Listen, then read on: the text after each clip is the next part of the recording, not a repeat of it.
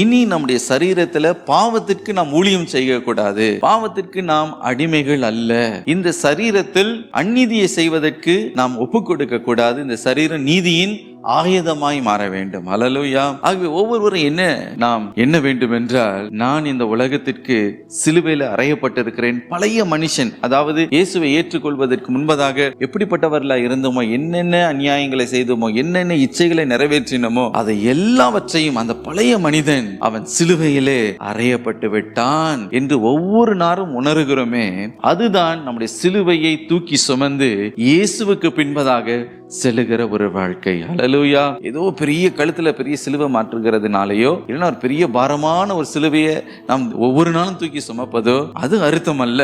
நான் ஒரு காரியத்தை மறந்து போக கூடாது. நான் சிலுவையில் அறையப்பட்டிருக்கிறேன். என்னுடைய மாம்ச இச்சைகள் சிலுவையில அறையப்பட்டு இருக்கிறது.